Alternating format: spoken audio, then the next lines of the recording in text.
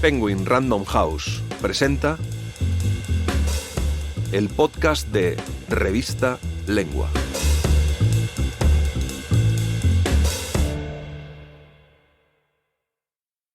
Bono sobre Sunday Bloody Sunday. Esta no es una canción protesta. Por Bono. Por fortuna, atrás quedaron los tiempos en los que el IRA marcaba, a base de bombas, sangre, violencia y fuego, la agenda política y social de Irlanda y el Reino Unido.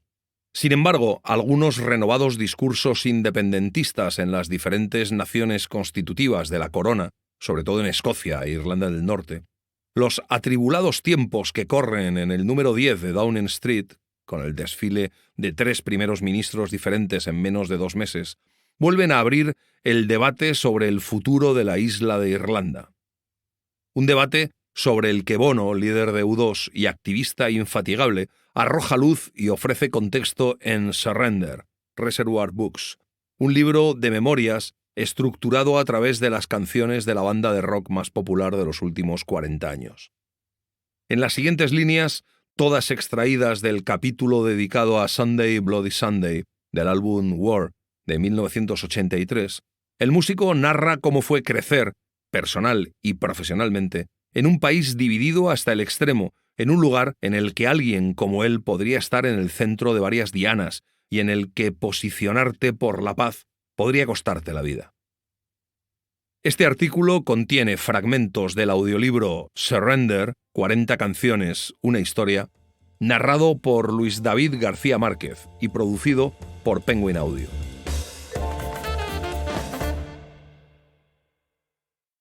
Una vez Edge nos llevó al otro lado de la frontera con el esbozo de una canción sobre los Troubles. La banda no dejó de animarme a internarme más y más en un terreno peligroso.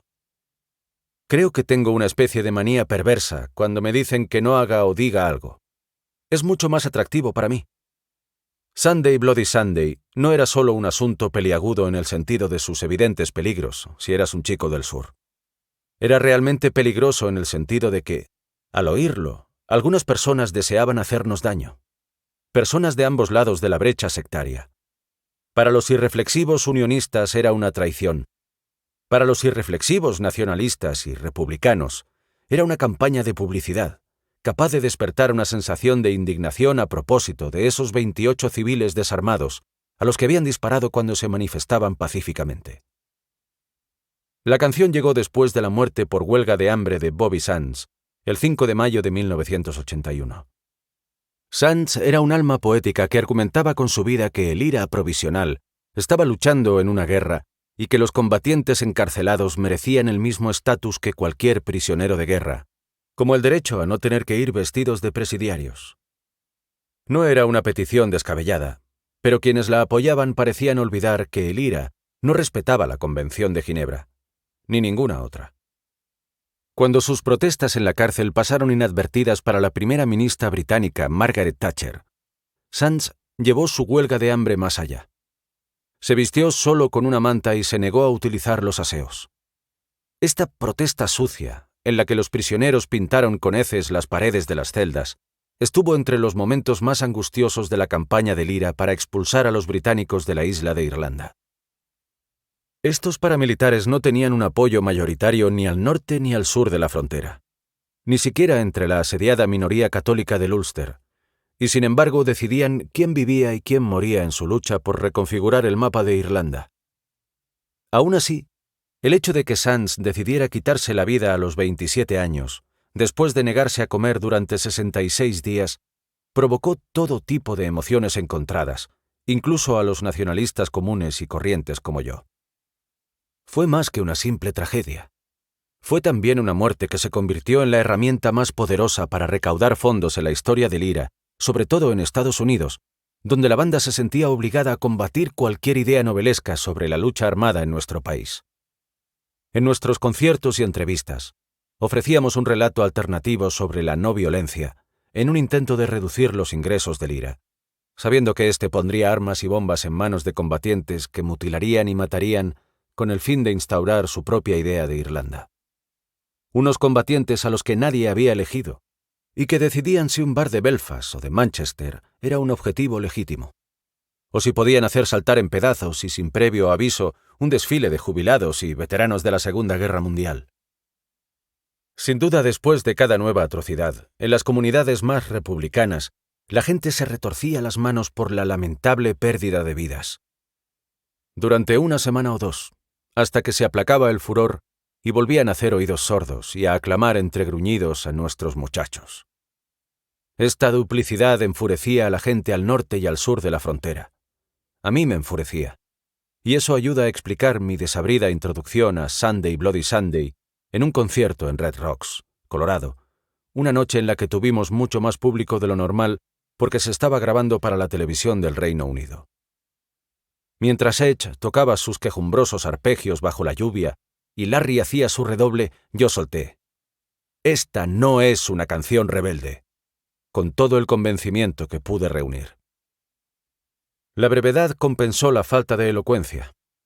Parecía el momento oportuno para proclamar que no estábamos dispuestos a que nuestra canción se utilizase para prolongar el sufrimiento de gente inocente como la que había perdido la vida, o a sus allegados, ese oscuro día de enero. Esa versión nos llevó a lo alto de las listas de discos más vendidos con el LP en directo Under a Blood Red Sky, y también a lo alto de la lista negra de los simpatizantes republicanos. Las cosas en casa ya no volverían a ser iguales para nosotros. La banda nunca subrayó su condición de irlandesa. A mí cada vez me frustraba más cómo lo irlandés parecía haber sido secuestrado por el movimiento republicano, un movimiento que creía en la restauración a la fuerza de un país único en la isla de Irlanda. Un movimiento que empezaba a apropiarse de generaciones de anteriores agitadores y luchadores por la independencia, así como del legado de poesía, canciones populares y folclore, cuyos autores no habrían querido tener nada que ver con esos pistoleros.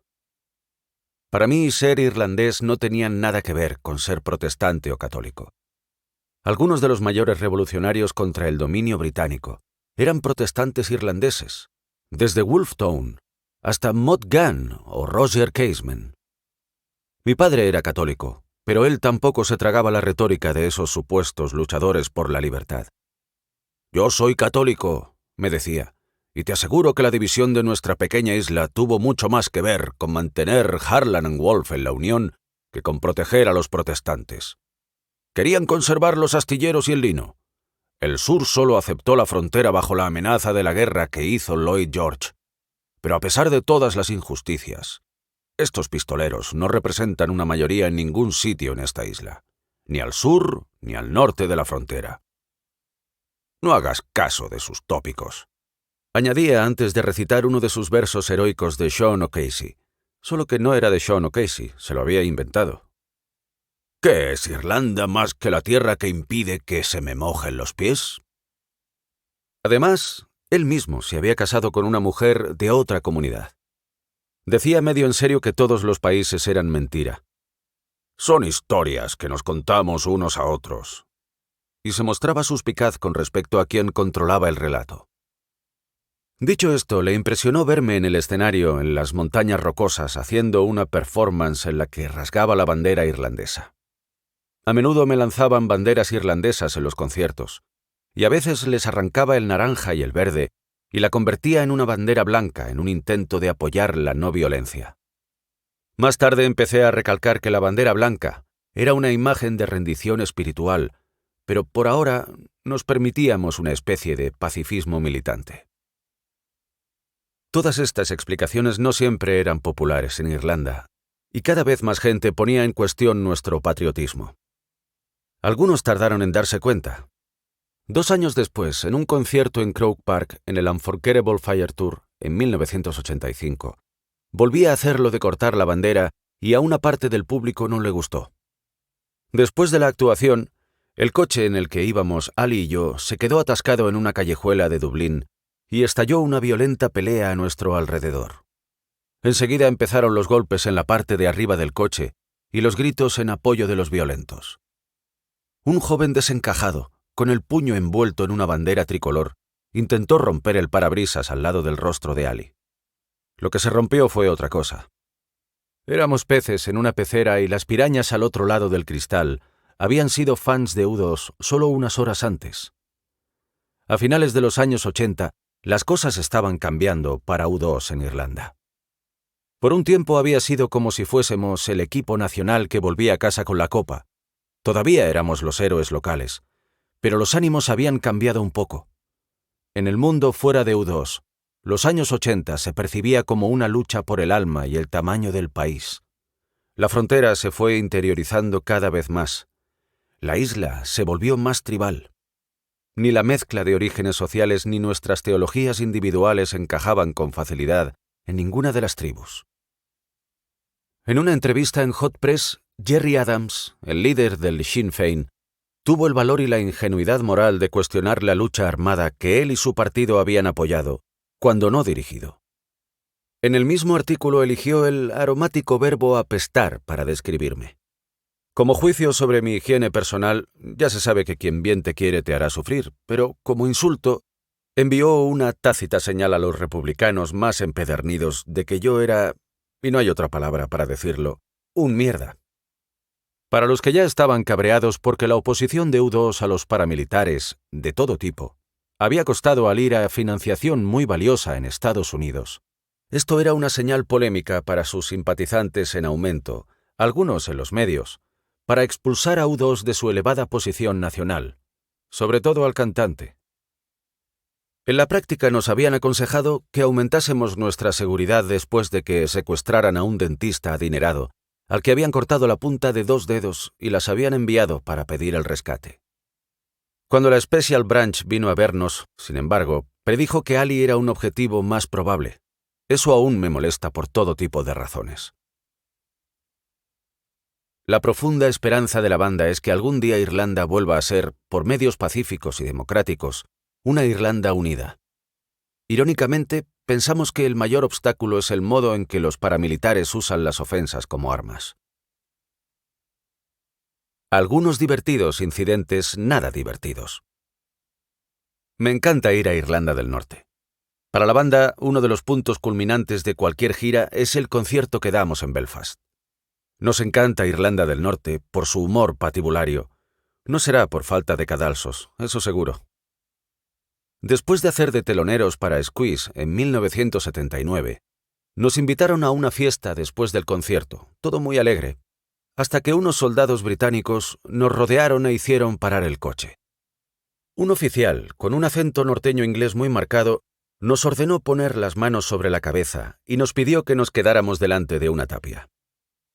«¿Qué llevan en el maletero del coche?», preguntó. La respuesta fue equipaje caro, en la forma de nuestro bajista, Adam Clayton, que había estado brindando con los peatones cada vez que se abría el maletero del coche. Sin darse cuenta de que en Belfast un maletero abierto puede ser el escondite utilizado por un francotirador, no un karaoke. Como no aprendimos la lección, esa noche nos alojamos en Belfast en el Hotel Europa, que tenía fama de ser el hotel que más atentados había sufrido de Europa. 33 veces. Todavía éramos adolescentes, por lo que estábamos emocionadísimos de estar en un hotel de verdad, uno cualquiera. Paul McGuinness estaba en el bar cuando cogimos sus llaves en recepción. Subimos a su habitación y la desmantelamos. Envolvimos el televisor con las sábanas, pusimos los muebles patas arriba y escribimos un mensaje con espuma de afeitar en el espejo del baño. «Sabemos dónde aparcas el coche». Supongo que creímos que a Paul le haría gracia, y si no, seguro que apreciaría que sus clientes imitasen sofisticadamente las bromas de las estrellas de rock en habitaciones de hotel.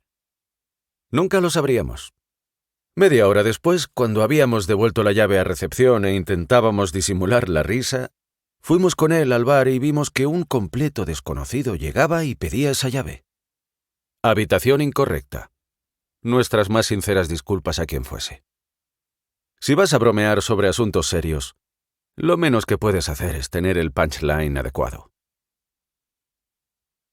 La palabra más infravalorada del diccionario. Transigir es seguramente una de las palabras más infravaloradas del diccionario.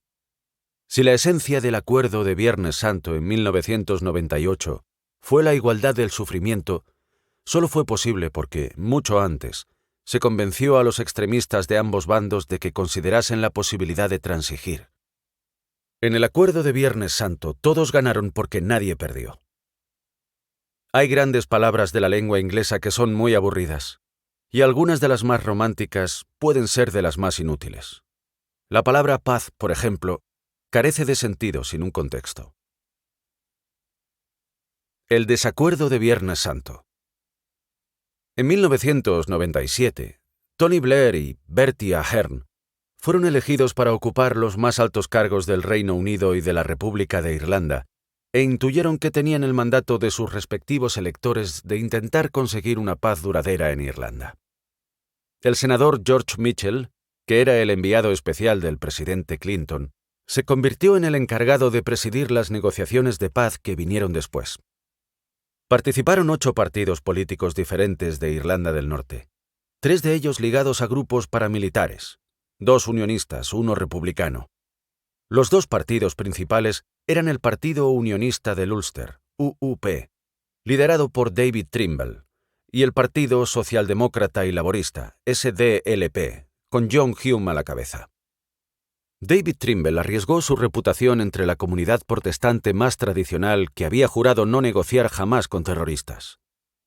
Hume vivió por la no violencia y en unas cuantas ocasiones estuvo a punto de morir por esos principios tan elevados. Muchas caras desconocidas merecen reconocimiento por su compromiso, pero desde el punto de vista de U2, John Hume fue el Martin Luther King de los Troubles. Hume también ideó la cooperativa del crédito en Derry, que ayudó a los católicos con la vivienda en Irlanda del Norte, todo un desafío, ya que hasta 1969 solo los propietarios podían votar en las elecciones locales. En agosto de 2020, cuando falleció, escribí un micro panegírico para el oficio religioso en la Catedral de Saint Eugene, en Derry. Buscábamos un gigante y encontramos a un hombre que hizo que nuestra vida fuese más grande. Buscábamos superpoderes y encontramos claridad de ideas, bondad e insistencia. Buscábamos una revolución y la encontramos en las salas de la parroquia con té, galletas y reuniones a última hora de la noche bajo los tubos fluorescentes. Buscábamos un negociador que entendiera que nadie gana, a no ser que todos ganen y pierdan algo, y que la paz es la única victoria. Uno podría pensar que habría un apoyo masivo a un acuerdo de paz por parte de gente de a pie que solo quería vivir su vida libre del apartheid religioso que se estableció en Irlanda. Pero la amargura puede ser difícil de escupir. Así que cuando tuvo lugar el referéndum de 1998, el voto estaba muy reñido. Se hizo famoso un cartel en el ayuntamiento de Belfast en manos unionistas. Belfast dice no. En Navidad tuvieron el detalle de añadir una E y una L. Belfast dice Noel. No era gracioso, pero sí lo era. Como el voto joven no se veía claro, 3 días antes nos pidieron a U2 que actuásemos en el concierto por el sí, junto con la banda de Downpatrick Ash. Estábamos encantados, pero solo accedimos con la condición de que los líderes de los partidos opositores subieran al escenario y se diesen la mano. Y otra cosa que sonaba aún más improbable, que ni el líder del UUP, David Trimble, ni el del SDLP, John Hume, hiciesen ninguna declaración. Pedirle a un político que reúna a una multitud y no diga nada era como pedirle a un cómico que suba al escenario y no cuente un chiste. Los 2 se quedaron perplejos. Nos pareció que el simbolismo iría más allá que las palabras, y además les avisamos de que cualquier político que hable en un concierto de rock se arriesga a que lo abucheen. Eso sería incómodo, así que los 2 hombres aceptaron subir, uno por la izquierda y otro por la derecha, y en un momento que explica por qué John Hume y David Trimble ganaron después el Nobel de la Paz, se estrecharon la mano unos 3 segundos. Cuando me adelanté para alzar sus manos en el aire, ignoraban que estaban copiando el lenguaje visual de una fotografía de Bob Marley de 1978, tomada cuando 2 políticos rivales, Manley y Shaga, subieron juntos al escenario en Kingston, Jamaica, por el miedo a la violencia que envolvía a aquella isla. De nuevo, la fotografía cristalizó algo, una imagen mucho más poderosa que 1000 palabras. Faltaba un largo camino por recorrer hasta la paz duradera, pero el 22 de mayo de 1998, el Ulster dijo sí. El día siguiente a la votación, Irlanda comenzó el lento desmantelamiento de los prejuicios contra las siglas UDA, UVF, IRA, alejándose de la violencia, mientras los paramilitares prometían cambiar el fusil Armalite por las urnas. Esto todavía continúa. En el bando unionista, David Irvine desempeñó un papel significativo. Gerry Adams, por más que rechazara su participación en la lucha armada, también merece parte del mérito. Hace falta mucho valor para cambiar de rumbo cuando el coste del camino anterior ha sido tan alto. Martin McGuinness abandonó los focos paramilitares y pasó a la luz del día de la Realpolitik. Reconoció haber pertenecido a la dirección del IRA, y cuando él también cambió de rumbo, cambió el curso de la historia, hasta que se convirtió en uno de los dos Chuckle Brothers, hermanos risitas, cuando se conoció su amistad con su anterior archienemigo, el pastor protestante Ian Paisley. Al salir de un acto en Nueva York en 2008, noté una presencia a mi espalda y, al volverme, me encontré con Gerry Adams. Hacía una temporada que él no estaba muy bien de salud, así que le pregunté qué tal se encontraba y le dije que le agradecía que durante la campaña para anular la deuda de los países pobres hubiese hecho una discreta visita a las oficinas del Jubileo 2000 Anulad la Deuda en Londres. Cuando me tendió la mano se la estreché. No creo que fuese más duro para él que para mí. Aprecié el gesto. Mirando hacia atrás, de no haber sido por el insomnio y las discusiones a medianoche del presidente Clinton con las distintas partes en conflicto, o por la meticulosidad de su caballero andante, George Mitchell, no estoy seguro de que se hubiese alcanzado la paz en Irlanda. Creo lo mismo de Bertie Ahern y del primer ministro del Reino Unido, Tony Blair, que pasaron incontables horas hablando y hablando, en lugar de luchando y luchando. Clinton y Blair también empezaron la transformación, aún incompleta, de las relaciones entre las antiguas potencias coloniales y el continente africano. A ambos los presionamos mucho para conseguir la anulación de la deuda. Ningún jefe de Estado trabajó con más ahínco en ello que él y su entonces ministro de Hacienda, Gordon Brown. Entre los dos duplicaron el presupuesto de ayuda al extranjero del Reino Unido. Eso puede parecer abstracto, pero morir por la picadura de un mosquito o por beber agua contaminada no lo es. En el tercer mandato del gobierno de Tony Blair, disfruté de una cena tardía en el 10 de Downing Street.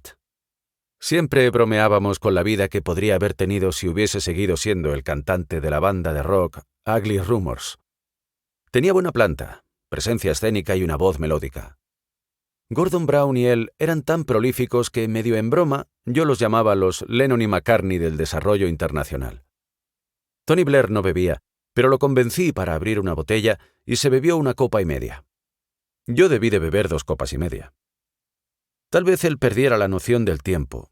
Desde luego yo olvidé que era el primer ministro de Gran Bretaña, pero justo después de medianoche recordó que llegaba tarde a un compromiso importante. Había cierto pánico y buen humor en su cara cuando pronunció una frase de uso tan común que casi pasé por alto su significado. ¿Te importa si no te acompaño a la salida? Heme ahí, un irlandés libre para deambular a mi antojo en la residencia privada del primer ministro británico. Los cambios llegan de forma tan azarosa, pensé, antes de caer en la cuenta de que en realidad no sabía dónde se hallaba la salida.